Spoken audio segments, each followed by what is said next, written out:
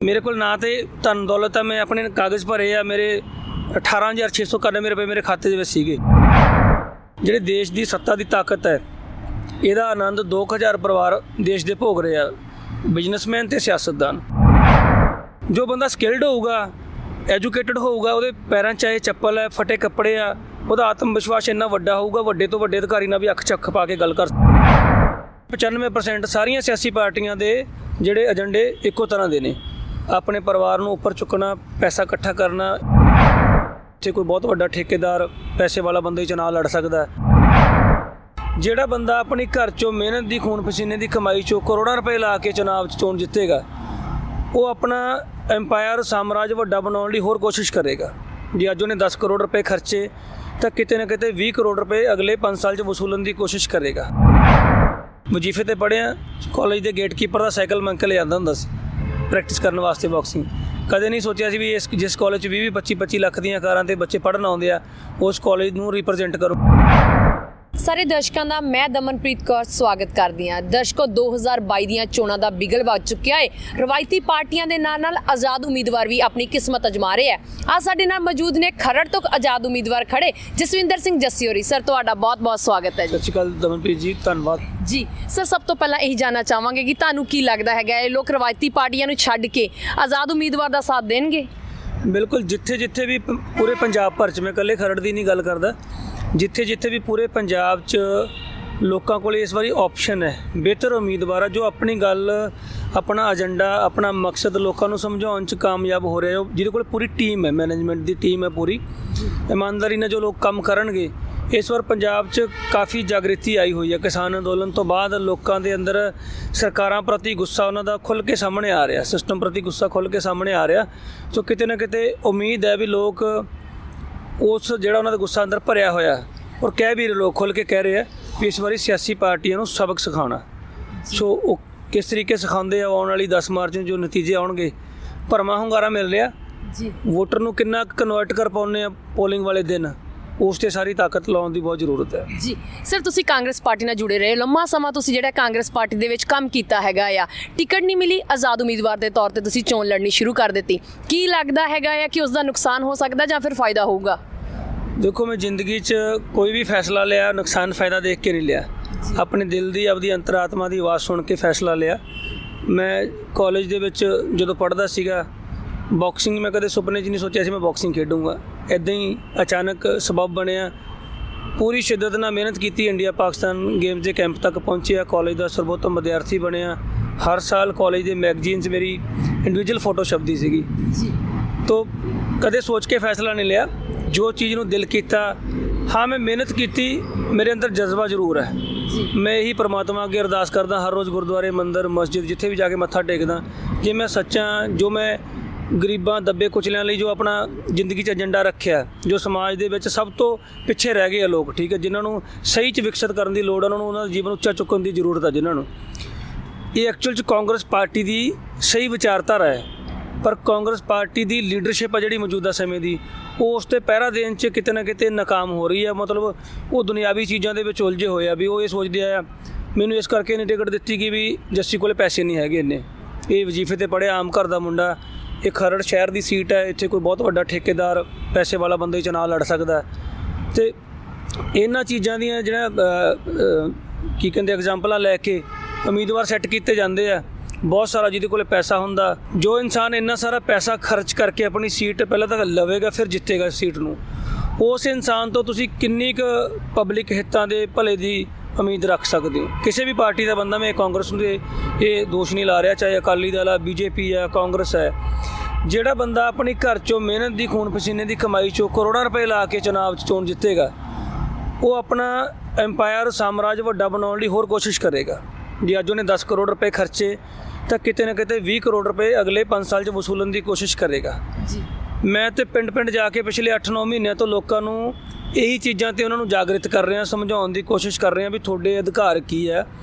ਤੁਸੀਂ ਪਾਰਟੀਆਂ ਦੀ ਮਾਨਸਿਕਤਾ, ਜੋ ਮੈਂ ਕਾਂਗਰਸ ਦੇ ਅੰਦਰ ਵੀ ਸੀ, ਅਤੇ ਮੈਂ 8 ਮਹੀਨਿਆਂ ਤੋਂ ਆਜ਼ਾਦ ਚੋਣ ਲੜਨ ਦੀ ਤਿਆਰੀ ਦੇ ਉਹਦੇ ਨਾਲ ਹੀ ਲੱਗਿਆ ਹੋਇਆ ਸੀਗਾ, ਜਨੂੰਨ ਨਾਲ। ਹਰ ਗਲੀ ਮੁਹੱਲੇ ਜਿੱਥੇ ਵੀ ਮੈਂ ਮੀਟਿੰਗ ਕੀਤੀ, ਹਰ ਸਾਥੀ ਨੂੰ ਸੱਚ ਬੋਲਿਆ। ਸਾਰੀਆਂ ਪਾਰਟੀਆਂ ਦੇ ਅੰਦਰ ਕਿਸ ਤਰੀਕੇ ਨਾਲ ਭ੍ਰਿਸ਼ਟਾਚਾਰ ਦਾ ਬੋਲਬਾਲਾ ਸਿਰ ਚੜ੍ਹ ਕੇ ਬੋਲ ਰਿਹਾ, 93 94 95% ਸਾਰੀਆਂ ਸਿਆਸੀ ਪਾਰਟੀਆਂ ਦੇ ਜਿਹੜੇ ਏਜੰਡੇ ਇੱਕੋ ਤਰ੍ਹਾਂ ਦੇ ਨੇ। ਆਪਣੇ ਪਰਿਵਾਰ ਨੂੰ ਉੱਪਰ ਚੁੱਕਣਾ, ਪੈਸਾ ਇਕੱਠਾ ਕਰਨਾ, ਇੱਥੋਂ ਲੁੱਟ ਖਸੁੱਟ ਕਰਕੇ। ਪਹਿਲਾਂ ਅੰਗਰੇਜ਼ ਲੁੱਟਦੇ ਸੀਗੇ, ਉਦੋਂ ਸਾਨੂੰ ਐਂ ਲੱਗਦਾ ਸੀ ਇਹ ਗੋਰੀ ਚਮੜੀ ਵਾਲੇ ਲੋਕ ਬਾਹਰੋਂ ਆਏ ਆ, ਸਾਡੇ 'ਤੇ ਜ਼ੁਲਮ ਕਰਦੇ ਆ, ਪੈਸਾ ਲੁੱਟਦੇ ਆ, ਠੀਕ ਹੈ ਨਾ। ਲੁੱਟ ਕੇ ਪੈਸਾ ਉਦੋਂ ਵੀ ਵਿਦੇਸ਼ਾਂ 'ਚ ਜਾ ਰਿਹਾ ਸੀ, ਸਾਡੇ ਦੇਸ਼ ਦਾ, ਸਾਡੇ ਲੋਕਾਂ ਦੀ ਖੂਨ ਪਸੀਨੇ ਦੀ ਕਮਾਈ ਦਾ ਪੈਸਾ। ਹੁਣ ਵੀ ਸੇਮ ਚੀਜ਼ਾਂ ਹੀ ਹੋ ਰਹੀਆਂ ਨੇ। ਹੁਣ ਸਿਰਫ ਸਾਨੂੰ ਐਂ ਲੱਗਦਾ ਸਾਡੇ ਆਪਣੇ ਲੋਕ ਸਾਨੂੰ ਅਗਵਾਈ ਕਰ ਰਹੇ ਆ। ਪੈਸਾ ਹੁਣ ਵੀ ਇੱਥੋਂ ਜਿੰਨਾ ਲੋਕ ਆਮ ਪਬਲਿਕ ਮਿਹਨਤ ਕਰ ਰਹੀ ਹੈ, ਉਹਨਾਂ ਦੀ ਮਿਹਨਤ ਦੀ ਕਮਾਈ ਦਾ ਪੈਸਾ ਜਿਹੜਾ ਸਰਕਾਰੀ ਖਜ਼ਾਨੇ 'ਚ ਜਾਣ ਦੀ ਬਜਾਏ ਟੈਕਸ ਦਾ ਪੈਸਾ ਜਾਂ ਹੋਰ ਚੀਜ਼ਾਂ ਜਿਹੜੀਆਂ ਕੁਦਰਤੀ ਸਰੋਤ ਨੇ ਜਿੱਥੋਂ ਸਰਕਾਰ ਨੂੰ ਆਮਦਨ ਹੋਣੀ ਹੈ, ਜਿਹਦੇ ਨਾਲ ਸੂਬੇ ਨੂੰ ਚਲਾਉਣਾ ਹੁੰਦਾ, ਉਹ ਪੈਸਾ ਲੁੱਟ ਕੇ ਵਿਦੇਸ਼ਾਂ ਦੇ ਵਿੱਚ ਜਾ ਰਿਹਾ। 30% ਸਰਕਾਰੀ ਖਜ਼ਾਨੇ ਜਾਂਦਾ, 70% ਪਹਿਲਾਂ ਹੀ ਪਹੁੰਚਦਾ ਹੀ ਨਹੀਂ। ਜਿਹੜਾ ਪਹੁੰਚਦਾ ਜਦੋਂ ਵਾਪਸ ਜ਼ਮੀਨੀ ਪੱਧਰ 'ਤੇ ਲੱਗਣ ਲਈ ਆਉਂਦਾ, ਫਿਰ ਉਸ 'ਚੋਂ 60-70% ਕਿਸ ਤਰੀਕੇ ਬਾਹਰ ਕੱਢਣਾ। ਮੌਜੂਦਾ ਸਮੇਂ ਦੇ ਸਿਆਸੀ ਲੀਡਰਾਂ ਦੀ ਇਸੇ 'ਤੇ ਕੋਸ਼ਿਸ਼ ਰਹਿੰਦੀ ਹੈ ਕਿਸ ਤਰੀਕੇ ਉਹਦੇ ਕਾਗਜ਼ ਪੱਤਰ ਪੂਰੇ ਕਰਨੇ ਆ। ਜੇ ਕਿਸੇ ਗਲੀ ਬਣਾਉਣ ਲਈ 2 ਲੱਖ ਰੁਪਏ ਦਿੱਤੇ ਆ, ਪੁਲ ਬਣਾਉਣ ਲਈ 50 ਲੱਖ ਰੁਪਏ ਦਿੱਤੇ ਆ, ਕਿਸ ਤਰੀਕੇ ਉਹ 'ਚੋਂ 25 ਲੱਖ ਰੁਪਏ ਵਾਪਸ ਕਾਗਜ਼ਾਂ 'ਚ ਪੂਰੇ ਕਰਕੇ ਬਾਹਰ ਕੱਢਣਾ। ਸੋ ਡਿਵੈਲਪਮੈਂਟ 'ਤੇ ਘੱਟ ਧਿਆਨ, ਸਿਰਫ ਪੈਸਾ ਇਕੱਠਾ ਕਰਨ 'ਤੇ ਲੋਕਾਂ ਦਾ ਜ਼ਿਆਦਾ ਧਿਆਨ ਹੈ। ਜੀ, ਤੁਸੀਂ ਜਿਹੜਾ ਵਿਦਿਆਰਥੀ ਜੀਵਨ ਦੇ ਵਿੱਚ ਹੀ ਸਿਆਸਤ ਦੇ ਵਿੱਚ ਆ ਗਏ ਸੀ, ਤੁਸੀਂ ਰਾਜਨੀਤੀ ਨਾਲ ਜੁੜ ਚੁੱਕੇ ਸੀ, ਤੁਹਾਨੂੰ ਕੀ ਲੱਗਦਾ ਹੈਗਾ ਕਿ ਸਿਆਸੀ ਪਾਰਟੀਆਂ ਵਿਦਿਆਰਥੀਆਂ ਨੂੰ ਵਰਤਦੀਆਂ ਹੈਗੀਆਂ ਨੇ ਆਪਣੇ ਹਿੱਤਾਂ ਦੇ ਲਈ? ਬਿਲਕੁਲ, ਸਿਆਸੀ ਪਾਰਟੀਆਂ ਕਿਉਂਕਿ ਜਦੋਂ ਬੰਦਾ ਸਟੂਡੈਂਟ ਪੋਲੀਟਿਕਸ ਹੁੰਦਾ ਉਹਨੂੰ ਇੰਨੀ ਸਿਆਸਤ ਦੀ ਸਮਝ ਨਹੀਂ ਹੁੰਦੀ। ਜੀ, ਮੈਂ ਵੀ ਜਦੋਂ ਕਾਲਜ ਆਇਆ ਮੇਰਾ ਤਾਂ ਬਿਲਕੁਲ ਹੀ ਬੈਕਗਰਾਉਂਡ ਨਹੀਂ ਸੀਗਾ, ਕੋਈ ਸਿਆਸਤ ਦੇ ਵਿੱਚ ਮੇਰੇ ਪਰਿਵਾਰ 'ਚ ਨਹੀਂ ਸੀਗਾ। ਇੱਦਾਂ ਹੀ ਸਬਬ ਬਣਿਆ ਬਾਕਸਿੰਗ ਤੋਂ ਬਾਅਦ। ਅਚਾਨਕ ਹੀ ਇਹ ਵੀ ਕਦੇ ਸੋਚਿਆ ਨਹੀਂ ਸੀ ਵੀ ਪੋਲੀਟਿਕਸ ਜਾਵਾਂਗੇ, ਸਟੂਡੈਂਟ ਪੋਲੀਟਿਕਸ ਜਾਊਂਗਾ। ਔਰ ਕਾਲਜ ਦੇ ਵਿੱਚ ਵਜ਼ੀਫੇ 'ਤੇ ਪੜ੍ਹਿਆ, ਕਾਲਜ ਦੇ ਗੇਟਕੀਪਰ ਦਾ ਸਾਈਕਲ ਮੰਗ ਕੇ ਲੈ ਜਾਂਦਾ ਹੁੰਦਾ ਸੀ ਪ੍ਰੈਕਟਿਸ ਕਰਨ ਵਾਸਤੇ ਬਾਕਸਿੰਗ। ਕਦੇ ਨਹੀਂ ਸੋਚਿਆ ਸੀ ਵੀ ਜਿਸ ਕਾਲਜ 'ਚ 20-25 ਲੱਖ ਦੀਆਂ ਕਾਰਾਂ 'ਤੇ ਬੱਚੇ ਪੜ੍ਹਨ ਆਉਂਦੇ ਆ, ਉਸ ਕਾਲਜ ਨੂੰ ਰਿਪਰੈਜ਼ੈਂਟ ਕਰੂੰਗਾ, ਨੁਮਾਇੰਦਗੀ ਕਰੂੰਗਾ ਉਸ ਕਾਲਜ ਦੇ ਬੱਚਿਆਂ ਦੀ। ਪਰਮਾਤਮਾ ਨੇ ਕਿਰਪਾ ਕੀਤੀ। ਫਿਰ ਸਮਝ ਨਹੀਂ ਸੀ ਵੀ ਕਿੱਥੇ ਜਾਣਾ। ਜਿੰਨੀ ਕੁ ਸਮਝ ਸੀ ਆਪਣੇ ਆਪ ਨਾਲ ਫੈਸਲਾ ਕੀਤਾ ਵੀ ਕਿਤੇ ਨਾ ਕਿਤੇ ਕਾਂਗਰਸ ਮੈਨੂੰ ਸੈਕੂਲਰ ਪਾਰਟੀ ਲੱਗਦੀ ਸੀ ਬਾਕੀਆਂ ਪਾਰਟੀਆਂ ਨਾਲੋਂ। ਜੀ, ਤੇ ਰਾਹੁਲ ਗਾਂਧੀ ਬਾਰੇ ਥੋੜ੍ਹਾ ਬਹੁਤਾ ਪੜ੍ਹਿਆ ਵੀ ਉਹਨਾਂ ਦਾ ਵਿਜ਼ਨ ਹੈ ਵੀ ਉਹ ਆਮ ਲੋਕਾਂ ਨੂੰ ਉੱਪਰ ਚੁੱਕਣਾ ਚਾਹੁੰਦੇ ਆ, ਬਾਹਰੋਂ ਪੜ੍ਹ ਕੇ ਆਏ ਆ, ਠੀਕ ਹੈ। ਤੇ ਉਹ ਚਾਹੁੰਦੇ ਸੀ, ਰਾਹੁਲ ਗਾਂਧੀ ਸ਼ੁਰੂ 'ਚ ਕਹਿੰਦੇ ਹੁੰਦੇ ਸੀ, ਮੈਨੂੰ ਬੜੀ ਵਾਰੀ ਮਿਲਣ ਦਾ ਮੌਕਾ ਮਿਲਿਆ, 40-45 ਮੀਟਿੰਗ ਉਹਨਾਂ ਨਾਲ ਹੋਈਆਂ। ਅਤੇ ਉਹ ਕਹਿੰਦੇ ਹੁੰਦੇ ਸੀ ਵੀ ਜਿਹੜੇ ਦੇਸ਼ ਦੀ ਸੱਤਾ ਦੀ ਤਾਕਤ ਹੈ, ਇਹਦਾ ਆਨੰਦ 2000 ਪਰਿਵਾਰ ਦੇਸ਼ ਦੇ ਭੋਗ ਰਹੇ ਆ, ਬਿਜ਼ਨਸਮੈਨ ਅਤੇ ਸਿਆਸਤਦਾਨ। ਦਿੱਤੀ ਹੋਈ ਤਾਕਤ ਲੋਕਾਂ ਦੀ ਹੈ, ਪਰ ਇਹ ਉਲਟਾ ਲੋਕਾਂ 'ਚ ਵਾਪਸ ਜਾ ਨਹੀਂ ਰਹੀ, ਜਾਣੀ ਲੋਕਾਂ 'ਚ ਚਾਹੀਦੀ ਹੈ। ਸੋ ਉਹਨਾਂ ਦੀ ਇਹ ਸੋਚ ਸੀ। ਉਹ ਕਹਿੰਦੇ ਸੀ, ਪਤਾ ਨਹੀਂ ਉਹ ਕਿੰਨੇ ਕੁ ਸੱਚੇ ਨੇ, ਕਿੰਨੇ ਕੁ ਝੂਠੇ ਨੇ। ਸਾਨੂੰ ਜੋ ਗੱਲਾਂ ਸਾਡੇ ਨਾਲ ਚਰਚਾ ਕਰਦੇ ਸੀ ਵੀ ਮੇਰਾ ਇਹ ਮਕਸਦ ਆ ਜ਼ਿੰਦਗੀ 'ਚ, ਮੈਂ ਆਮ ਪਰਿਵਾਰਾਂ ਦੇ ਬੱਚਿਆਂ ਨੂੰ ਜੋ ਲੋਕਾਂ 'ਚ ਰਹਿੰਦੇ ਆ, ਵਿਚਰਦੇ ਆ, ਦੁੱਖ ਸੁੱਖ ਸਮਝਦੇ ਉਹਨਾਂ ਦਾ ਬਰੀਕੀ 'ਚ, ਉਹਨਾਂ ਲੋਕਾਂ ਨੂੰ ਸੰਗਠਨ 'ਚ ਮੌਕਾ ਦੇਵਾਂ ਕੰਮ ਕਰਨ ਦਾ, ਸੰਗਠਨ 'ਚੋਂ ਸਿੱਖਣ ਕੰਮ ਕਰਕੇ ਫਿਰ ਉਹ ਮੇਨ ਸਟਰੀਮ ਪੋਲੀਟਿਕਸ ਜਾ ਕੇ ਸਮਾਜ ਦੀ ਸੇਵਾ ਕਰਨਾ। ਹਾਂਜੀ, ਉਦੋਂ ਸਮਝ ਨਹੀਂ ਸੀ, ਇਸ ਕਰਕੇ ਪੋਲੀਟੀਕਲ ਪਾਰਟੀ ਨਾਲ ਆਪਣਾ ਜਾ ਕੇ ਕੰਮ ਕੀਤਾ। ਪਰ ਮੈਂ ਧੰਨਵਾਦੀ ਹਾਂ, ਕੋਈ ਗੱਲ ਨਹੀਂ, ਜ਼ਿੰਦਗੀ 'ਚ ਸਾਰੀਆਂ ਚੀਜ਼ਾਂ ਤੁਹਾਨੂੰ ਮਤਲਬ ਸਫਲਤਾ ਹੀ ਨਹੀਂ ਮਿਲਦੀ। ਮੇਰੀ ਕੋਸ਼ਿਸ਼ ਰਹਿੰਦੀ ਆ ਹਰ ਬੰਦੇ ਤੋਂ ਕੁਛ ਨਾ ਕੁਛ ਸਿੱਖਣ ਦੀ। ਮੈਂ ਉੱਥੇ ਕੰਮ ਕੀਤਾ, ਬਹੁਤ ਚੀਜ਼ਾਂ ਸਿੱਖੀਆਂ। ਅੱਜ ਮੈਨੂੰ ਟਿਕਟ ਨਹੀਂ ਦਿੱਤੀ, ਮੈਂ ਪਾਰਟੀ ਤੋਂ ਰਿਜ਼ਾਈਨ ਕਰਤਾ। ਮੈਂ ਇੱਕ ਸ਼ਬਦ ਵੀ ਪਾਰਟੀ ਦੇ ਖਿਲਾਫ ਨਹੀਂ ਬੋਲਿਆ। ਜੋ ਪਾਰਟੀ ਨੂੰ ਚੰਗਾ ਲੱਗਿਆ ਉਹਨਾਂ ਨੇ ਫੈਸਲਾ ਕੀਤਾ, ਜੋ ਮੈਨੂੰ ਚੰਗਾ ਲੱਗਿਆ, ਮੈਨੂੰ ਲੋਕਾਂ ਦਾ ਪਿਆਰ ਮਿਲਿਆ, ਲੋਕਾਂ ਨੇ ਮੇਰੀ ਸਪੋਰਟ ਕੀਤੀ। 15 ਸਾਲ ਤੋਂ ਲਗਾਤਾਰ ਸਟਰਗਲ ਕਰ ਰਹੇ ਹਾਂ, ਇੱਕ ਏਜੰਡਾ ਸਾਹਮਣੇ ਰੱਖਿਆ ਹੋਇਆ। ਜ਼ਿੰਦਗੀ 'ਚ ਐਸਾ ਕੰਮ ਕਰਕੇ ਜਾਣਾ ਚਾਹੁੰਦਾ ਕਿ ਮੈਨੂੰ 100-200 ਸਾਲ ਆਉਣ ਵਾਲੇ ਸਮੇਂ 'ਚ ਲੋਕ ਮੇਰੇ ਜਾਣ ਤੋਂ ਬਾਅਦ ਵੀ ਚਰਚਾ ਕਰਨ। ਇਸ ਤਰੀਕੇ ਵੀ ਇਮਾਨਦਾਰੀ ਨਾਲ ਲੋਕਾਂ ਦੇ ਪ੍ਰਤੀ ਜਜ਼ਬਾ ਰੱਖ ਕੇ, ਲੋਕਾਂ ਨੂੰ ਮੁਸ਼ਕਲਾਂ 'ਚੋਂ ਕੱਢ ਕੇ, ਠੀਕ ਹੈ, ਉਹਨਾਂ ਦੇ ਦੁੱਖ ਤਕਲੀਫਾਂ ਨੂੰ ਸਮਝ ਕੇ ਉਹਨਾਂ ਦਾ ਹੱਲ ਲੱਭ ਕੇ ਵੀ ਸਿਆਸਤ ਹੋ ਸਕਦੀ ਹੈ। ਜੀ, ਤੁਸੀਂ ਇਸ ਸਮੇਂ ਜਿਹੜਾ ਹੈ ਖਰੜ ਵਿਧਾਨ ਸਭਾ ਸੀਟ ਤੋਂ ਚੋਣ ਲੜ ਰਹੇ ਹੋ, ਕਿਹੜੇ ਮੁੱਦਿਆਂ ਨੂੰ ਲੈ ਕੇ ਚੋਣ ਲੜ ਰਹੇ ਹੈਗੇ ਹੋ ਕਿ ਲੋਕ ਤੁਹਾਨੂੰ ਹੀ ਵੋਟ ਪਾਉਣ? ਮੈਂ ਪਿਛਲੇ 8-9 ਮਹੀਨਿਆਂ ਤੋਂ ਖਰੜ ਵਿਧਾਨ ਸਭਾ ਦੇ ਹਰੇਕ ਪਿੰਡ ਗਲੀ ਮੁਹੱਲੇ ਜਾ ਕੇ ਆਪਣਾ ਪ੍ਰਚਾਰ ਕੀਤਾ, ਗੱਲ ਰੱਖੀ। 183 ਦੇ ਲਗਭਗ ਇੱਥੇ ਪਿੰਡ ਹੈਗੇ ਆ, ਉਹਨਾਂ 'ਚੋਂ ਕੁਛ ਤਾਂ ਪਿੰਡ ਜਿਨ੍ਹਾਂ 'ਚ ਮਿਊਨਿਸਪਲ ਲਿਮਿਟ 'ਚ ਵੀ ਚਲੇ ਗਏ ਆ, ਪਰ ਹੈ ਐਕਚੁਅਲ 'ਚ ਪਿੰਡ ਨੇ ਉਹ। ਮੈਂ ਅੰਦਾਜ਼ਨ ਕਹਿ ਰਿਹਾ, ਮਤਲਬ 15 ਤੋਂ 20 ਘਰਾਂ ਦੀਆਂ ਛੱਤਾਂ ਇਸ ਤਰ੍ਹਾਂ ਦੀਆਂ ਜਿਹੜੀਆਂ ਕਿਸੇ ਸਮੇਂ ਵੀ ਡਿੱਗ ਸਕਦੀਆਂ। ਮਤਲਬ ਜੇ ਤੁਸੀਂ ਪਿੰਡਾਂ ਜਾ ਕੇ ਦੇਖੋ, ਉਹਨਾਂ ਦੇ ਜਿਹੜੇ ਕਮਰੇ ਨੇ ਅੰਦਰ 1.5 ਫੁੱਟ 2-2 ਫੁੱਟ ਡੂੰਘੇ ਨੇ। ਮਤਲਬ ਉਹਨਾਂ 'ਚ ਇੰਨੀ ਹੈਸੀਅਤ ਨਹੀਂ ਵਿਚਾਰਿਆਂ ਦੀ, ਆਰਥਿਕ ਤੌਰ 'ਤੇ ਇੰਨੇ ਕਮਜ਼ੋਰ ਨੇ ਕਿ ਉਹਨੂੰ ਉੱਚਾ ਕਰ ਸਕਣ। ਛੱਤ ਕਿਸੇ ਸਮੇਂ ਵੀ ਡਿੱਗ ਸਕਦੀ ਹੈ। ਗਰੀਬੀ ਦੀ ਹਾਲਤ 'ਚ, ਚਿੰਤਾ 'ਚ, ਨਿਰਾਸ਼ਾ 'ਚ ਉਹ ਮਤਲਬ ਜੋ ਛੋਟਾ ਮੋਟਾ ਨਸ਼ਾ ਜਿੱਥੋਂ ਵੀ ਉਹਨਾਂ ਨੂੰ ਮਿਲਦਾ ਹੈ, ਨਸ਼ੇ ਦੀ ਲੱਤ 'ਚ ਲੱਗੇ ਹੋਏ ਨੇ। ਉਹਨਾਂ ਦੇ ਘਰਾਂ ਦੀਆਂ ਔਰਤਾਂ ਵਿਚਾਰੀਆਂ ਮਜਬੂਰੀ ਬਸ ਦਿਹਾੜੀ ਮਜ਼ਦੂਰੀ ਕਰ ਰਹੀਆਂ ਨੇ, ਜਾ ਕੇ ਆਪਣੇ ਬੱਚਿਆਂ ਨੂੰ ਪਾਲਣ ਪਲੋਸਣ ਲਈ, ਪੜ੍ਹਾਉਣ ਲਈ ਕੋਸ਼ਿਸ਼ ਕਰ ਰਹੀਆਂ ਨੇ। ਮੇਰਾ ਮੁੱਖ ਏਜੰਡਾ ਇਹਨਾਂ ਪਹਿਲੇ 2 ਸਾਲਾਂ 'ਚ ਮੇਰੀ ਕੋਸ਼ਿਸ਼ ਰਹੇਗੀ ਮੈਂ ਇਲੈਕਸ਼ਨ ਜਿੱਤਾਂ ਚਾਹੇ ਹਾਰਾਂ। ਮੈਂ ਸਾਰੀ ਜ਼ਿੰਦਗੀ ਇਹਨਾਂ ਲੋਕਾਂ 'ਚ ਹੀ ਰਹਿਣਾ, ਇੱਥੇ ਹੀ ਵਿਚਰਨਾ। ਸਮਾਜ ਸੇਵੀ ਸੰਸਥਾਵਾਂ ਨੂੰ ਨਾਲ ਲੈ ਕੇ, ਆਪਣੇ ਮੇਰੇ ਦੋਸਤਾਂ ਦੀ ਬਹੁਤ ਵੱਡੀ ਟੀਮ ਹੈ, ਉਹਨਾਂ ਨੂੰ ਨਾਲ ਲੈ ਕੇ ਪਹਿਲੇ 2 ਸਾਲਾਂ 'ਚ ਮੇਰੀ ਕੋਸ਼ਿਸ਼ ਹੋਊਗੀ ਇੱਕ ਵੀ ਛੱਤ ਮੇਰੇ ਇਲਾਕੇ 'ਚ ਐਸੀ ਨਾ ਰਹੇ, ਮੈਂ ਲੋਕਾਂ ਨੂੰ ਦੱਸ ਰਿਹਾ ਜਾ ਕੇ, ਉਹ ਪੱਕੀ ਹੋ ਜਾਵੇ, ਉਹਨੂੰ ਡਿੱਗਣ ਦਾ ਖਤਰਾ ਨਾ ਹੋਵੇ। ਜੋ ਸਾਡੇ ਜਿਹੜੇ ਭੈਣ ਭਰਾ ਵਿਚਾਰੇ ਨਸ਼ੇ ਦੀ ਲੱਤ 'ਚ ਲੱਗੇ ਹੋਏ, ਉਹਨੂੰ ਕਿਸ ਤਰੀਕੇ ਕਿਸ ਤਰ੍ਹਾਂ ਦੀ ਟ੍ਰੇਨਿੰਗ ਦੇ ਕੇ ਕਿਸ ਤਰ੍ਹਾਂ ਸਰੀਰਕ ਤੇ ਆਤਮਿਕ ਤੌਰ 'ਤੇ ਤਕੜੇ ਕਰਨਾ ਉਹਨਾਂ ਨੂੰ, ਇਹ ਤੇ ਮੇਰਾ ਮੁੱਖ ਏਜੰਡਾ ਰਹੂਗਾ। ਫਿਰ ਸਭ ਤੋਂ ਵੱਡੀ ਸਮੱਸਿਆ ਜਿਹੜੀ ਸਮਾਜ ਦੇ ਅੰਦਰ ਇਸ ਸਮੇਂ ਐਜੂਕੇਸ਼ਨ ਸਿਸਟਮ ਨਾਲ ਜਿੰਨੀਆਂ ਵੀ ਸਮੱਸਿਆਵਾਂ ਉਤਪੰਨ ਹੋਈਆਂ ਸਾਡੇ ਸਾਹਮਣੇ ਇਸ ਸਮੇਂ ਦਿਖ ਰਹੀਆਂ ਨੇ, ਜਾਂ ਭਵਿੱਖ 'ਚ ਸਾਨੂੰ ਸਾਹਮਣਾ ਕਰਨਾ ਪੈਣਾ, ਸਾਰੀਆਂ ਮੁੱਖ ਤੌਰ 'ਤੇ ਸਿੱਖਿਆ ਦੇ ਢਾਂਚੇ ਨਾਲ ਜੁੜੀਆਂ ਹੋਈਆਂ ਨੇ। ਅਸੀਂ 1947 'ਚ ਸਾਡਾ ਮੁਲਕ ਆਜ਼ਾਦ ਹੋਇਆ, 23 ਕਰੋੜ ਆਬਾਦੀ ਸੀ ਉਸ ਸਮੇਂ, ਅੱਜ 130 ਕਰੋੜ ਆਬਾਦੀ ਹੋਈ। ਕਿਉਂ ਹੋਈ? ਆਬਾਦੀ ਵਧੀ ਤੇ ਸਾਰੀਆਂ ਸਮੱਸਿਆਵਾਂ ਪੈਦਾ ਹੋਈਆਂ, ਬੇਰੁਜ਼ਗਾਰੀ ਵਧੀ, ਭ੍ਰਿਸ਼ਟਾਚਾਰ ਵਧਿਆ, ਲੁੱਟ ਖਸੁੱਟ ਵਧੀ, ਬੇਈਮਾਨੀ ਵਧੀ, ਫਰਸਟ੍ਰੇਸ਼ਨ ਵਧਿਆ, ਠੀਕ ਹੈ ਨਾ। ਨੌਜਵਾਨਾਂ ਨੂੰ ਨੌਕਰੀਆਂ ਨਹੀਂ ਮਿਲੀਆਂ, ਜਦੋਂ ਉਹਨਾਂ ਨੇ ਹਥਿਆਰ ਚੁੱਕੇ ਨਸ਼ੇ ਵਾਲੇ ਪਾਸੇ ਨੂੰ। ਜਦੋਂ ਬੰਦਾ ਚਿੰਤਾ 'ਚ ਹੈ, ਪੇਟ ਭਰ ਖਾਣਾ ਨਹੀਂ ਮਿਲਦਾ ਜਾਂ ਭੁੱਖਾ ਰਹੂਗਾ, ਉਦੋਂ ਜਾ ਕੇ ਉਹ ਗਲਤ ਰਸਤਾ 'ਚ ਹੁੰਦਾ ਜੀ। ਬਾਹਰਲੇ ਮੁਲਕਾਂ 'ਚ ਇਮਾਨਦਾਰੀ ਕਿਉਂ ਆ? ਕਿਉਂਕਿ ਉਹਨਾਂ ਨੂੰ ਪੇਟ ਭਰ ਖਾਣਾ ਮਿਲਦਾ। ਲਿਮਟਿਡ ਲੋਕ ਨੇ, ਕਾਊਂਟਡ ਲੋਕ ਨੇ, ਸਰਕਾਰ ਦੇ ਮਤਲਬ ਗਿਣਤੀ ਮਿੰਤੀ 'ਚ ਨੇ, ਉਹਨਾਂ ਕੋਲ ਧਰਤੀ ਜ਼ਿਆਦਾ ਸਾਡੇ ਨਾਲੋਂ ਜੀ। ਇੰਡੀਆ ਨਾਲੋਂ 3 ਗੁਣਾ ਜਗ੍ਰਾਫਿਕਲੀ ਕੈਨੇਡਾ ਵੱਡਾ ਹੈ, ਇੰਨਾ ਹੀ ਅਮਰੀਕਾ ਵੱਡਾ ਹੈ, ਔਰ 2.5 ਗੁਣਾ ਆਸਟ੍ਰੇਲੀਆ ਵੱਡਾ ਹੋਏਗਾ। ਦੁਨੀਆ ਦੀ ਕੋਈ ਵੀ ਐਸੀ ਚੀਜ਼ ਨਹੀਂ ਜਿਹੜੀ ਧਰਤੀ 'ਚੋਂ ਨਹੀਂ ਪੈਦਾ ਹੋ ਰਹੀ ਜੀ। ਉਹਨਾਂ ਕੋਲੇ ਕਮਾਈ ਦੇ ਸੰਸਾਧਨ ਜ਼ਿਆਦਾ, ਲੋਕ ਘੱਟ ਖਾਣ ਪੀਣ ਵਾਲੇ। ਜਿੰਨੀ ਕੁ ਉਹਨਾਂ ਨੂੰ ਜ਼ਰੂਰਤ ਹੁੰਦੀ ਹੈ ਉੱਥੇ ਉਹਨਾਂ ਦੀ ਕੰਜ਼ੰਪਸ਼ਨ ਹੋ ਜਾਂਦੀ ਹੈ, ਬਾਕੀ ਸਾਰੇ ਦੁਨੀਆ ਨਾਲ ਵਪਾਰ ਕਰਦੇ ਆ। ਇਸ ਕਰਕੇ ਉਹਨਾਂ ਦੇ ਲੋਕ ਸੌਖੇ ਆ। ਆਟੋਮੈਟਿਕ ਇਮਾਨਦਾਰ ਸਮਾਜ ਹੋਊਗਾ ਜਦੋਂ ਮਨਮਰਜ਼ੀ ਦਾ ਕੱਪੜਾ ਪਾਉਣ ਨੂੰ ਮਿਲੇਗਾ, ਸਮਾਜ 'ਚ ਬਰਾਬਰਤਾ ਮਿਲੇਗੀ ਬੰਦੇ ਨੂੰ, ਠੀਕ ਹੈ ਨਾ, ਤਾਂ ਉੱਥੇ ਫਰਸਟ੍ਰੇਸ਼ਨ ਪੈਦਾ ਹੋਣੀ ਨਹੀਂ ਹੈ, ਉੱਥੇ ਇੱਕ ਦੂਜੇ ਨਾਲ ਉੱਚ ਨੀਚ ਦੀ ਭਾਵਨਾ ਪੈਦਾ ਹੋਣੀ ਨਹੀਂ ਹੈ। ਜਿਹੜਾ ਘਰ ਅਸੀਂ ਇੱਥੇ 50-50 100-100 ਸਾਲ ਮਿਹਨਤ ਕਰਕੇ ਨਹੀਂ ਬਣਾ ਸਕਦੇ, ਸਾਡੇ ਨਾਲ ਦੇ ਨੌਜਵਾਨਾਂ ਨੇ ਉੱਥੇ ਜਾ ਕੇ 5-5 ਸਾਲਾਂ 'ਚ, ਕਿਉਂਕਿ ਸਰਕਾਰਾਂ ਮਦਦ ਕਰਦੀਆਂ ਨੇ। ਸਿੱਖਿਆ ਨੂੰ ਠੀਕ ਕਰਨ ਦੀ ਜ਼ਰੂਰਤ ਹੈ। ਸਿੱਖਿਆ ਦਾ ਮਤਲਬ ਇਹ ਨਹੀਂ ਅਸੀਂ 10th ਪਾਸ ਕਰ ਲਈ, 12th ਕਰ ਲਈ, ਗ੍ਰੈਜੂਏਸ਼ਨ ਕਰ ਲਈ ਤਾਂ ਅਸੀਂ ਸਿੱਖਿਆ ਤੋਂ ਅੱਗੇ ਹਾਂ। ਜ਼ਿੰਦਗੀ ਹੈ ਕੀ ਆ, ਹਾਰ ਕੀ ਹੈ, ਜਿੱਤ ਕੀ ਹੈ, ਸਾਨੂੰ ਬਚਪਨ ਤੋਂ ਆਪਣੇ ਬੱਚਿਆਂ ਨੂੰ ਸਿਖਾਉਣਾ ਪਊਗਾ। ਉਹ ਕਿੱਦਾਂ ਸਿੱਖਣਗੇ? ਪਹਿਲਾਂ ਤਾਂ ਸਕੂਲੀ ਪੱਧਰ 'ਤੇ ਛੋਟੇ ਹੁੰਦੇ ਹਰ ਬੱਚੇ 'ਚ ਕਿਸੇ ਨਾ ਕਿਸੇ ਤਰੀਕੇ ਨਾਲ ਪਰਮਾਤਮਾ ਨੇ ਵੱਖਰੀ ਕਾਬਲੀਅਤ ਦਿੱਤੀ ਹੋਈ ਹੈ, ਇੱਕ ਵੱਖਰਾ ਗੁਣ ਹਰ ਇਨਸਾਨ 'ਚ ਹੈ। ਸਿਰਫ ਉਹਨੂੰ ਆਇਡੈਂਟੀਫਾਈ ਕਰਨ ਦੀ ਜ਼ਰੂਰਤ ਹੈ। ਬਚਪਨ ਜਦੋਂ ਬੱਚਾ ਛੋਟਾ ਹੁੰਦਾ, ਆਮ ਤੌਰ 'ਤੇ ਕੀ ਇੱਕ ਪਰਿਵਾਰ 'ਚ ਕੋਈ ਪਰਿਵਾਰ ਦਾ ਮੈਂਬਰ ਉਹਨੂੰ ਕਹਿੰਦੇ ਇਹਨੂੰ ਡਾਕਟਰ ਬਣਾਓ, ਕੋਈ ਕਹੂਗਾ ਇਹਨੂੰ ਇੰਜੀਨੀਅਰ ਬਣਾਓ, ਕੋਈ ਨੂੰ ਸਪੋਰਟਸਮੈਨ ਬਣਾਓ, ਕੋਈ ਨੂੰ ਪਾਇਲਟ ਬਣਾਓ। ਬੱਚਾ ਕੀ ਬਣਨਾ ਚਾਹੁੰਦਾ ਉਸ 'ਤੇ ਕਿਸੇ ਦਾ ਕੋਈ ਧਿਆਨ ਨਹੀਂ ਹੈ ਜੀ। ਬੱਚੇ ਨੂੰ ਬਚਪਨ 'ਚ ਤੁਹਾਨੂੰ ਤਰਾਸ਼ਣਾ ਪਏਗਾ, ਇਹਦਾ ਫੋਕਸ ਕੀ ਹੈ। ਉਹਨੂੰ 12-15 ਸਾਲ ਜਦੋਂ ਇੱਕੋ ਰੋਡ 'ਤੇ ਰੱਖਾਂਗੇ, ਇੱਕੋ ਰੋਡ ਮਾਡਲ ਦਿਖਾਇਆ ਜਾਊਗਾ, ਉਹਨੂੰ ਮਾਰਗਦਰਸ਼ਨ ਦਿਖਾਇਆ ਜਾਊਗਾ, ਉਹਦਾ ਕੋਚ, ਉਹਦਾ ਗੁਰੂ, ਉਹਦਾ ਅਧਿਆਪਕ, ਉਹਦੇ ਮਾਤਾ ਪਿਤਾ ਪੂਰਾ ਉਹ 'ਚ ਕੰਟਰੀਬਿਊਟ ਕਰਨਗੇ, ਤਾਂ ਉਹ ਬੱਚਾ 12-15 ਸਾਲ ਬਾਅਦ ਬਹੁਤ ਸਕਿਲਡ ਹੋਊਗਾ ਜੀ। ਜੇ ਉਹਨੂੰ ਇੱਕ ਪ੍ਰੋਫੈਸ਼ਨ 'ਚ ਅਸੀਂ ਪੂਰੀ ਟ੍ਰੇਨਿੰਗ ਦੇਵਾਂਗੇ, ਜੋ ਬੰਦਾ ਸਕਿਲਡ ਹੋਊਗਾ, ਐਜੂਕੇਟਡ ਹੋਊਗਾ, ਉਹਦੇ ਪੈਰਾਂ 'ਚ ਚੱਪਲ ਹੈ, ਫਟੇ ਕੱਪੜੇ ਆ, ਉਹਦਾ ਆਤਮ ਵਿਸ਼ਵਾਸ ਇੰਨਾ ਵੱਡਾ ਹੋਊਗਾ, ਵੱਡੇ ਤੋਂ ਵੱਡੇ ਅਧਿਕਾਰੀ ਨਾਲ ਵੀ ਅੱਖ 'ਚ ਅੱਖ ਪਾ ਕੇ ਗੱਲ ਕਰ ਸਕਦਾ। ਮੇਰਾ ਟੀਚਾ ਖਰੜ ਵਿਧਾਨ ਸਭਾ ਵਾਸਤੇ ਵੀ ਮੈਂ ਆਪਣੇ ਇਲਾਕੇ ਦੇ ਬੱਚਿਆਂ ਨੂੰ ਬਚਪਨ ਤੋਂ ਆਇਡੈਂਟੀਫਾਈ ਕਰਕੇ ਉਹਨਾਂ ਨੂੰ ਇਸ ਤਰ੍ਹਾਂ ਦੀ ਐਜੂਕੇਸ਼ਨ, ਇਸ ਤਰ੍ਹਾਂ ਦਾ ਹੈਲਥ ਸਿਸਟਮ, ਇਸ ਤਰ੍ਹਾਂ ਦਾ ਸਪੋਰਟਸ ਪ੍ਰਤੀ, ਕਿਉਂਕਿ ਮੇਰੇ ਕੋਲ 200-250 ਸਾਥੀਆਂ ਦੀ ਟੀਮ ਹੈ। ਮੈਂ ਖੁਦ ਨੈਸ਼ਨਲ ਲੈਵਲ 'ਤੇ ਬਾਕਸਿੰਗ ਖੇਡਿਆ, ਬਹੁਤ ਸਾਰੇ ਅੰਤਰਰਾਸ਼ਟਰੀ ਸਪੋਰਟਸਮੈਨ ਵੱਖ-ਵੱਖ ਗੇਮਾਂ ਦੇ ਮੇਰੇ ਸਾਥੀ ਨੇ, ਉਹ ਖੁਦ ਕੰਟਰੀਬਿਊਟ ਕਰਨਾ ਚਾਹੁੰਦੇ ਨੇ। ਕਿਸੇ ਨੂੰ ਪਲੇਟਫਾਰਮ ਨਹੀਂ ਮਿਲਦਾ। ਜਦੋਂ 18 ਤੋਂ 35 ਸਾਲ 36 ਸਾਲ ਦੀ ਉਮਰ ਹੁੰਦੀ ਹੈ, ਹਰ ਯੰਗ ਬੰਦਾ, ਤੁਸੀਂ ਵੀ ਸਾਰਿਆਂ 'ਚ ਇੱਕ ਭਾਵਨਾ ਹੁੰਦੀ ਮੈਂ ਸਮਾਜ ਲਈ ਕੁਝ ਕੰਮ ਕਰਾਂ ਵੱਖਰਾ। ਜਿਵੇਂ ਜਿਵੇਂ ਉਮਰ ਵੱਧਦੀ ਜਾਂਦੀ ਫਿਰ ਉਹ ਘਟਦੀ ਜਾਂਦੀ ਹੌਲੀ ਕਰਕੇ, ਕਿਉਂਕਿ ਜਦੋਂ ਬੰਦੇ ਨੂੰ ਸਕਸੈਸ ਨਹੀਂ ਮਿਲਦੀ ਉਸ ਕੰਮ 'ਚ। ਮੈਂ ਇੱਕ ਪਲੇਟਫਾਰਮ ਪੈਦਾ ਕਰਕੇ ਦੇਣਾ ਚਾਹੁੰਦਾ, ਜੋ ਲੋਕ ਇਹ ਕੰਮ ਕਰਨਾ ਚਾਹੁੰਦੇ ਉਹਨਾਂ ਨੂੰ ਇੱਕ ਸਾਂਝੇ ਪਲੇਟਫਾਰਮ 'ਤੇ ਇਕੱਠਾ ਕਰਨਾ ਚਾਹੁੰਦਾ। ਸਕੂਲਾਂ ਦੇ ਵਿੱਚ ਐਜੂਕੇਸ਼ਨ, ਪਹਿਲਾਂ ਤਾਂ ਜਿਹੜੇ ਟੀਚਰ ਉੱਥੇ ਪੜ੍ਹਾਉਂਦੇ ਨੇ ਉਹਨਾਂ ਦੀ ਮਾਨਸਿਕ ਦਸ਼ਾ ਕੀ ਆ, ਆਰਥਿਕ ਦਸ਼ਾ ਕੀ, ਪਿੱਛੋਂ ਕਿਸ ਤਰ੍ਹਾਂ ਦੇ ਹਾਲਾਤਾਂ 'ਚੋਂ ਪੜ੍ਹਾਉਣ ਆਉਂਦੇ ਨੇ, ਉਹਨਾਂ ਦੀ ਵੀ ਮਦਦ ਕਰਨਾ ਚਾਹੁੰਦੇ। ਕੋਈ ਵਧੀਆ ਐਟਮੋਸਫੇਅਰ ਸਕੂਲ ਦੇ ਵਿੱਚ ਹੋਵੇ ਬੱਚਿਆਂ ਲਈ, ਉਹਨਾਂ ਦਾ ਦਿਲ ਕਰੇ ਉੱਥੇ ਪੜ੍ਹਨ ਜਾਣ ਵਾਸਤੇ, ਠੀਕ ਹੈ। ਉਸ ਤੋਂ ਬਾਅਦ ਸ਼ਾਮ ਦੇ ਸਮੇਂ ਜਿਹੜੇ ਯੂਨੀਵਰਸਿਟੀ ਦੇ ਸਕਾਲਰ ਬੱਚੇ ਆ, ਦੂਰ ਦਰਾੜ ਸਾਰੇ ਦੇਸ਼ 'ਚੋਂ ਇੱਥੇ ਪੜ੍ਹਨ ਆਉਂਦੇ ਆ। ਮੈਂ ਇਸ ਕਰਕੇ ਇਸ ਵਿਧਾਨ ਸਭਾ ਨੂੰ ਚੁਣਿਆ। ਇੱਥੇ ਮੈਨੂੰ ਕੰਮ ਕਰਨਾ ਆਸਾਨ ਹੈ, ਕਿਉਂਕਿ ਮੈਂ ਆਰਥਿਕ ਤੌਰ 'ਤੇ ਬਹੁਤ ਸਧਾਰਨ ਹਾਲਾਤਾਂ ਨਾਲ ਸੰਬੰਧ ਰੱਖਦਾ। ਮੈਂ ਦੂਰ ਦਰਾੜ ਜਾ ਕੇ ਮੇਰੇ ਲਈ ਬਹੁਤ ਮੁਸ਼ਕਲ ਸੀਗਾ। ਇੱਥੇ ਯੂਨੀਵਰਸਿਟੀ ਵਿਸ਼ਵ ਵਿਦਿਆਲਾ ਹੈਗਾ, ਇੱਥੇ ਬੱਚੇ ਪੜ੍ਹਨ ਆਉਂਦੇ, ਉਹ ਕੰਮ ਕਰਨਾ ਚਾਹੁੰਦੇ ਆ।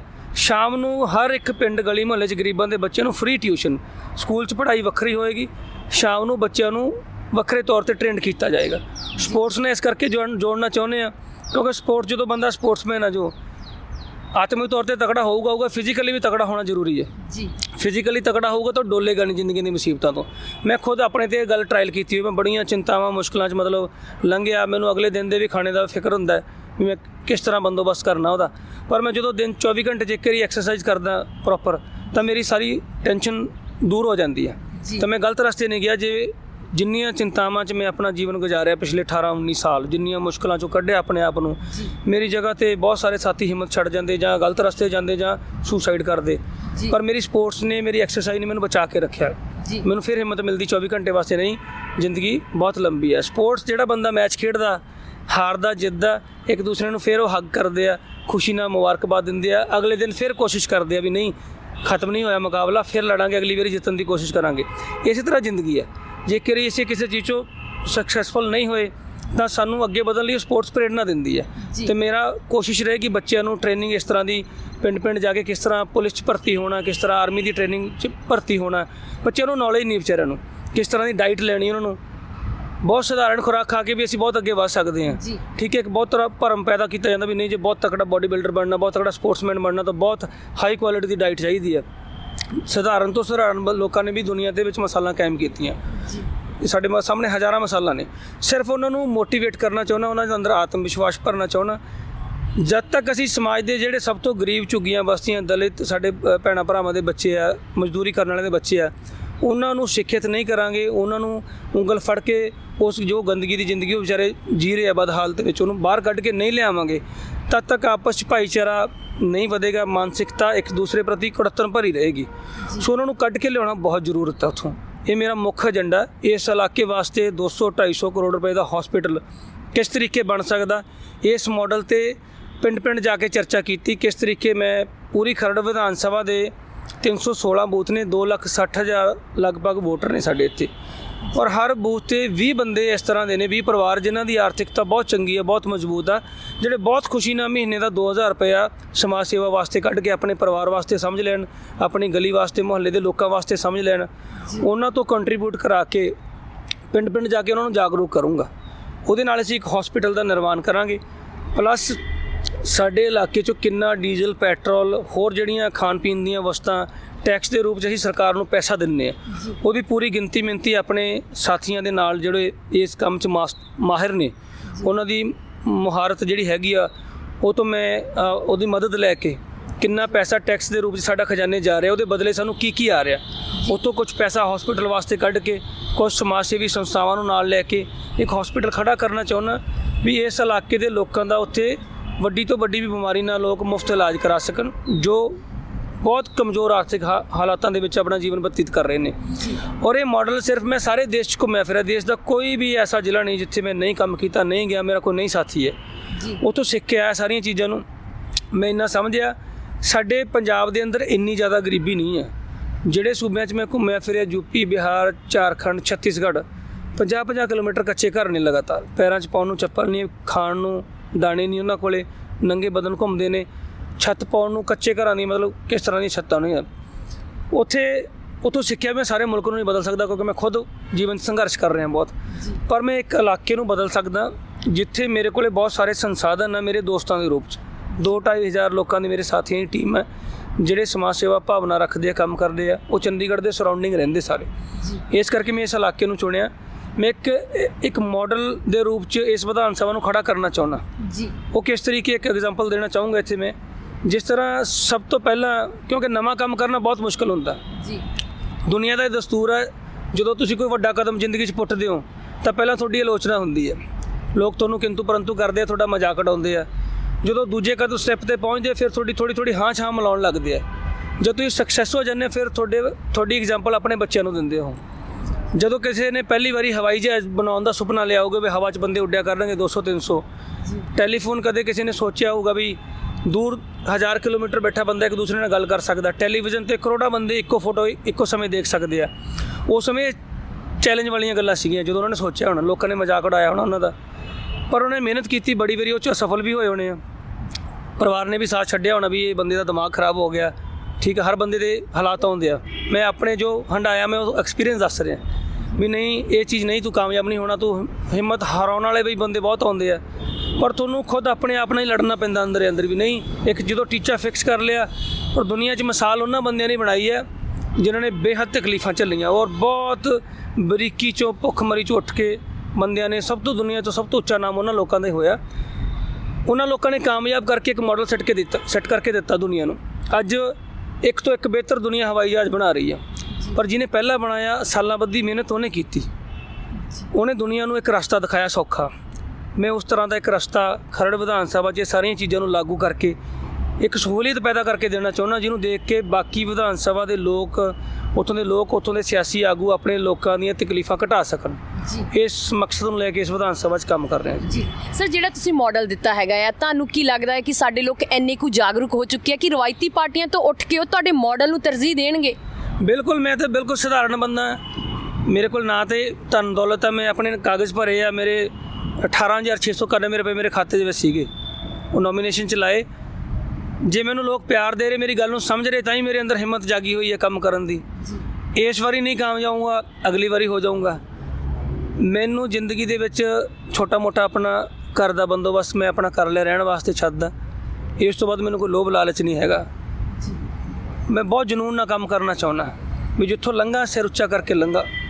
ਕਮੀਆਂ ਮੇਰੇ ਅੰਦਰ ਵੀ ਬਹੁਤ ਨੇ। ਪਿਛਲੇ 4-5 ਸਾਲਾਂ ਤੋਂ ਮੈਂ ਆਪਣੇ ਆਪ ਨੂੰ ਬਹੁਤ ਬਦਲਿਆ। ਹੌਲੀ ਹੌਲੀ ਹੋਰ ਹਰ ਬੰਦੇ ਤੋਂ ਸਿੱਖਣ ਦੀ ਕੋਸ਼ਿਸ਼ ਕਰਦਾ। ਹਰ ਰੋਜ਼ ਸੌਣ ਤੋਂ ਪਹਿਲਾਂ ਸੋਚਦਾ ਮੈਂ ਕਿਹੜੀ ਚੀਜ਼ ਮੇਰੇ 'ਚ ਕਮੀ ਨੂੰ ਘੱਟ ਕਰਾਂ। ਕਿਸੇ ਦੇ ਖਿਲਾਫ ਨਾ ਬੋਲਾਂ। ਮੈਂ 8-9 ਮਹੀਨਿਆਂ ਤੋਂ ਕੈਂਪੇਨ ਕੀਤਾ। ਮੈਂ ਤੁਹਾਡੇ ਨਾਲ ਵੀ ਲੰਬਾ ਸਮਾਂ ਹੁਣ ਗੱਲ ਕੀਤੀ। ਮੇਰੀ ਕੋਸ਼ਿਸ਼ ਹੈ ਮੈਂ ਆਪਣਾ ਸਮਾਂ ਕ੍ਰਿਟਿਸਿਜ਼ਮ ਕਰਨ 'ਤੇ, ਕਿੰਤੂ ਪਰੰਤੂ ਕਰਨ 'ਤੇ ਜਾਇਆ ਨਾ ਕਰਾਂ। ਸਿਰਫ ਤੇ ਸਿਰਫ ਲੋਕਾਂ ਦੀਆਂ ਮੁਸ਼ਕਲਾਂ ਦਾ ਹੱਲ ਲੱਭਣ 'ਤੇ ਕਰਾਂ। ਜੀ, ਠੀਕ ਹੈ ਜੀ। ਕਿਉਂਕਿ ਜੋ ਪਿੱਛੇ ਲੰਘ ਗਿਆ ਉਹਨੂੰ ਅਸੀਂ ਬਦਲ ਨਹੀਂ ਸਕਦੇ ਜੀ। ਸਿਰਫ ਆਪਣਾ ਸਮਾਂ ਜਾਇਆ ਕਰ ਸਕਦੇ ਹਾਂ ਜੀ। ਸਾਹਮਣੇ ਜੋ ਮੈਨੂੰ ਸੁਣਨ ਆਇਆ ਬੰਦਾ ਕੋਈ ਮੇਰੇ ਨਾਲ ਮੇਰੀ ਗੱਲ ਨਾਲ ਹਾਂ ਚਾਹ ਮਿਲਾ ਰਿਹਾ, ਉਹਦਾ ਸਮਾਂ ਬਹੁਤ ਕੀਮਤੀ ਹੋਇਆ। ਲੋਕ ਵਿਚਾਰੇ ਗਰੀਬੀ ਨਾਲ, ਭੁੱਖਮਰੀ ਨਾਲ ਤਰਾਹ ਕਰ ਰਹੇ ਨੇ ਜੀ। ਉਹਨਾਂ ਵਾਸਤੇ ਕੁਛ ਨਾ ਕੁਛ ਮੈਨੂੰ ਵੱਖਰਾ ਕਰਨਾ ਪਊਗਾ ਤਾਂ ਮੈਨੂੰ ਪੋਜ਼ਿਟਿਵ ਗੱਲ ਕਰਨੀ ਪਊਗੀ ਜੀ। ਜਿਸ ਪਲੇਟਫਾਰਮ 'ਤੇ ਸਾਰੀ ਦੁਨੀਆ ਚੱਲ ਰਹੀ ਹੈ, ਜਿਸ 'ਤੇ ਮੈਂ ਚੱਲਣ ਦੀ ਕੋਸ਼ਿਸ਼, ਬਹੁਤ ਔਖਾ ਰਸਤਾ ਹੈ। ਪਰ ਮੈਂ ਜਿੰਨੇ ਕੁ ਮੇਰੇ ਸਾਹ ਹੈਗੇ ਨੇ, ਜਿੰਨੀ ਦੇਰ ਮੈਂ ਇਸ ਦੁਨੀਆ ਦੇ ਵਿੱਚ ਰਹੂੰਗਾ, ਪਰਮਾਤਮਾ ਨੇ ਜਿੰਨੇ ਮੈਨੂੰ ਉਮਰ ਬਖਸ਼ੀ ਹੈ, ਮੇਰੀ ਪੂਰੀ ਕੋਸ਼ਿਸ਼ ਰਹੂਗੀ। ਅੱਜ ਵੀ ਮੇਰੇ 'ਤੇ ਬਹੁਤ ਦਬਾਅ, ਸਾਰੀਆਂ 3-4 ਸਿਆਸੀ ਪਾਰਟੀਆਂ, ਮੇਰੇ ਦੋਸਤਾਂ ਮਿੱਤਰਾਂ ਨੂੰ ਕੋਸ਼ਿਸ਼ ਕਰਨੀ ਹੈ ਮੈਨੂੰ ਪਿੱਛੇ ਹਟਾਉਣ ਲਈ, ਕਿਸੇ ਤਰ੍ਹਾਂ ਦਾ ਆਰਥਿਕ ਤੌਰ 'ਤੇ ਸਮਝੌਤਾ ਕਰਨ ਦੇ ਲਈ। ਪਰ ਮੈਂ ਬੜਾ ਦ੍ਰਿੜ ਬੰਦਾ। ਜੋ ਫੈਸਲਾ ਲਿਆ, ਇੱਕ ਕਦਮ ਵੀ ਕਦੇ ਪਿੱਛੇ ਨਹੀਂ ਹਟਿਆ ਉਸ ਚੀਜ਼ ਤੋਂ। ਔਰ ਇਸ ਕੰਮ ਨੂੰ ਜਿੰਨੀ ਦੇਰ ਮੇਰੇ ਸਰੀਰ 'ਚ ਸ਼ਕਤੀ ਰਹੂਗੀ, ਮੇਰਾ ਦਿਮਾਗ ਚੱਲਦਾ ਰਹੇਗਾ। ਜਿੰਨੀਆਂ ਗੱਲਾਂ ਮੈਂ ਤੁਹਾਡੇ ਟੀਵੀ ਚੈਨਲ ਦੇ ਮਾਧਿਅਮ ਰਾਹੀਂ ਆਪਣੇ ਤੁਹਾਡੇ ਲੋਕਾਂ ਨਾਲ ਸਾਂਝੀਆਂ ਕੀਤੀਆਂ, ਦਰਸ਼ਕਾਂ ਨਾਲ, ਇਹਨੂੰ ਪੂਰਨ ਇੱਥੇ ਪੈਰਾ ਦੇਣ ਦੀ ਕੋਸ਼ਿਸ਼ ਕਰੂੰਗਾ ਜੀ। ਸਰ, ਜਿਵੇਂ ਕੁਝ ਰਵਾਇਤੀ ਪਾਰਟੀਆਂ ਵੱਲੋਂ ਕਿਹਾ ਜਾ ਰਿਹਾ ਕਿ ਅਸੀਂ ਮੁਫਤ ਦੇ ਵਿੱਚ ਆਹ ਚੀਜ਼ ਦੇਵਾਂਗੇ, ਅਸੀਂ ਇੰਨੇ 1000 ਰੁਪਏ ਮਹੀਨਾ ਦੇਵਾਂਗੇ, ਤੁਹਾਨੂੰ ਕੀ ਲੱਗਦਾ ਇਹ ਚੀਜ਼ ਸਹੀ ਹੈਗੀ ਜਾਂ ਫਿਰ ਜਾਂ ਲੋਕਾਂ ਨੂੰ ਕਾਬਲ ਬਣਾਉਣਾ ਚਾਹੀਦਾ ਹੈ ਕਿ ਉਹ ਖੁਦ ਕਮਾ ਸਕਣ? ਮੈਂ ਜੋ ਗੱਲ ਤੁਸੀਂ ਇਹ ਕਹੀ ਵੀ ਲੋਕਾਂ ਨੂੰ ਕਾਬਲ ਬਣਾਉਣਾ ਚਾਹੀਦਾ, ਮੈਂ ਪਿੰਡ ਜਾ ਕੇ ਜਿੰਨੇ ਵੀ ਤੁਸੀਂ ਸਵਾਲ ਕੀਤੇ, ਮੇਰੀ ਚਰਚਾ ਦਾ ਵਿਸ਼ਾ ਇਹੀ ਰਹਿੰਦਾ ਜੀ। ਲੋਕਾਂ ਨੂੰ ਅਪਾਹਜ ਬਣਾਉਣ ਦੀ ਬਜਾਏ, ਠੀਕ ਆ, ਭਿਖਾਰੀ ਬੁਝਾਉਣ ਦੀ ਬਜਾਏ, ਅਸੀਂ ਆਪਦੇ ਨਾਗਰਿਕਾਂ ਨੂੰ, ਮੈਂ ਉਹੀ ਮਾਡਲ ਰੱਖ ਰਿਹਾ, ਉਹਨੂੰ ਕਿਸ ਤਰੀਕੇ ਐਜੂਕੇਟ ਕਰਨਾ ਵੀ ਉਹ ਆਪਣੇ ਹੱਕ ਨਾਲ, ਇੱਜ਼ਤ ਨਾਲ, ਮਾਨ ਸਨਮਾਨ ਨਾਲ ਆਪਣਾ ਜੀਵਨ ਬਤੀਤ ਕਰਨ। ਨਾ ਕਿ ਸਰਕਾਰ ਤੋਂ ਉਮੀਦ ਕਰਨ ਸਾਨੂੰ ਹਰ ਮਹੀਨੇ 1000 ਰੁਪਏ ਦੇਊਗੀ। 1000 ਰੁਪਏ ਅੱਜ ਦੇ ਸਮੇਂ ਕੀ ਆ ਜਾਂਦਾ? ਸਰਕਾਰ ਦੇ ਖਜ਼ਾਨੇ 'ਚ ਤਾਂ ਪਹਿਲਾਂ ਹੀ ਪੈਸਾ ਹੈ ਨਹੀਂ ਗਾ। ਪੈਸਾ ਸਿਆਸੀ ਪਾਰਟੀਆਂ ਤੇ ਜਿਹੜੇ ਹੈਗੇ ਪ੍ਰਸ਼ਾਸਨ ਦੇ ਅਧਿਕਾਰੀ ਮਿਲ ਕੇ ਲੁੱਟ ਖਸੁੱਟ ਕਰਕੇ ਵਿਦੇਸ਼ੀ ਬੈਂਕਾਂ 'ਚ ਭੇਜ ਰਹੇ ਨੇ। ਜ਼ਰੂਰਤ ਹੈ ਜਿਹੜਾ ਸਰਕਾਰ ਦੇ ਖਜ਼ਾਨੇ 'ਚ ਪੈਸਾ ਲਿਜਾਣ ਦੀ, ਉੱਥੇ ਪੈਸਾ ਲਿਜਾ ਕੇ ਵਾਪਸ ਜਨਤਾ ਨੂੰ ਸਹੂਲੀਅਤ ਦੇਣ ਦੀ, ਉਹਨਾਂ ਨੂੰ ਰੋਜ਼ਗਾਰ ਖੜਾ ਕਰਕੇ ਦੇਣ ਦੀ। ਇੰਨੇ ਲੋਕਾਂ ਨੂੰ ਨੌਕਰੀ ਨਹੀਂ ਮਿਲ ਸਕਦੀ। ਜੋ ਵੀ ਪਾਰਟੀ ਕਹਿ ਰਹੀ ਹੈ, ਜੋ ਵੀ ਸਿਆਸੀ ਲੋਕ ਕਹਿ ਰਹੇ, ਬਿਲਕੁਲ ਝੂਠ ਬੋਲਦੇ ਆ। ਸਾਨੂੰ ਕੀ ਕਰਨਾ ਪੈਣਾ? ਆਪਦੀ ਸਿੱਖਿਆ ਨੂੰ ਸਕਿਲਡ ਕਰਨਾ ਪੈਣਾ, ਜਿਵੇਂ ਚਾਈਨਾ ਨੇ ਕੀਤਾ। ਅੱਜ ਚਾਈਨਾ ਦੇ ਛੋਟੇ ਕਮਰਿਆਂ 'ਚ, ਬੰਦ ਕਮਰਿਆਂ 'ਚ ਬੈਠੇ ਨੌਜਵਾਨ ਬੱਚੇ ਦੁਨੀਆ ਭਰ ਨਾਲ ਵਪਾਰ ਕਰ ਰਹੇ ਆ, ਠੀਕ ਹੈ ਨਾ। ਸਪੋਰਟਸ ਦੇ ਵਿੱਚ ਉਹ ਦੁਨੀਆ ਦੇ ਪਹਿਲੇ 3 ਮੁਲਕਾਂ 'ਚ ਆ। ਸਾਡੇ ਨਾਲੋਂ ਵੱਧ ਆਬਾਦੀ ਵਾਲਾ ਮੁਲਕ ਆ। ਸਾਡੇ ਤੋਂ ਵੱਧ ਤਣਾਅ ਉਹਨੇ ਵੀ ਦੇਖਿਆ। ਉਹਨਾਂ ਨੇ ਆਪਣੀ ਐਜੂਕੇਸ਼ਨ ਨੂੰ ਬਦਲਿਆ। ਮੇਰਾ ਇਹੀ ਫੋਕਸ ਰਹੇਗਾ ਵੀ 12-15 ਸਾਲ ਸਕਿਲਡ ਐਜੂਕੇਸ਼ਨ ਦਿੱਤੀ ਜਾਵੇ। ਉਸ ਤੋਂ ਬਾਅਦ ਜੋ ਲੀਡਰ ਹੁੰਦਾ, ਰਾਜਨੀਤਿਕ ਢਾਂਚਾ ਹੁੰਦਾ, ਉਹਦੀ ਜ਼ਿੰਮੇਵਾਰੀ ਇਹ ਹੋਣੀ ਚਾਹੀਦੀ ਹੈ ਵੀ ਆਪਦੇ ਨਾਗਰਿਕਾਂ ਨੂੰ, ਆਪਦੇ ਵੋਟਰਾਂ ਨੂੰ ਰੋਜ਼ਗਾਰ ਖੜਾ ਕਰਨ 'ਚ ਆਰਥਿਕ ਤੌਰ 'ਤੇ ਮਦਦ ਕੀਤੀ ਜਾਵੇ। ਉਹਦੀ ਘੱਟ ਤੋਂ ਘੱਟ ਵਿਆਜ ਦਰਾਂ 'ਤੇ ਉਹਨਾਂ ਨੂੰ ਮੌਕਾ ਦਿੱਤਾ ਜਾਵੇ ਕੰਮ ਕਰਨ ਦਾ, ਰੋਜ਼ਗਾਰ ਖੜਾ ਕਰਨ 'ਚ। ਇਹ ਸਿਆਸੀ ਪਾਰਟੀਆਂ ਦੀ ਜ਼ਿੰਮੇਵਾਰੀ ਹੋਣੀ ਚਾਹੀਦੀ, ਨਾ ਕਿ 1000 ਰੁਪਇਆ ਮਹੀਨੇ ਦੇ ਲਾਲਚ ਦੇਣ ਦੀ। ਜੀ ਸਰ, ਤੁਹਾਡਾ ਬਹੁਤ ਧੰਨਵਾਦ ਜੀ। ਥੈਂਕ ਯੂ ਜੀ, ਬਹੁਤ ਸ਼ੁਕਰੀਆ ਜੀ। ਦਰਸ਼ਕੋ, ਅੱਜ ਅਸੀਂ ਗੱਲਬਾਤ ਕੀਤੀ ਸੀ ਇਸ ਪ੍ਰੋਗਰਾਮ ਦੇ ਵਿੱਚ ਜਸਵਿੰਦਰ ਸਿੰਘ ਜੱਸੀ ਹੋਰਾਂ ਦੇ ਨਾਲ, ਜੋ ਕਿ ਆਜ਼ਾਦ ਤੌਰ ਤੇ ਖਰੜ ਦੇ ਉੱਤੋਂ ਚੋਣ ਲੜ ਰਹੇ ਆ। ਦਰਸ਼ਕੋ, ਇਹ ਤਾਂ ਆਉਣ ਵਾਲਾ ਸਮਾਂ ਹੀ ਦੱਸੇਗਾ ਕਿ ਲੋਕ ਕਿਹਦੇ ਹੱਕ ਦੇ ਵਿੱਚ ਭੁਗਤਦੇ ਆ। ਹੁਣ ਮੈਨੂੰ ਦਮਨਪ੍ਰੀਤ ਨੂੰ ਦਿਓ ਆ ਗਿਆ। ਧੰਨਵਾਦ।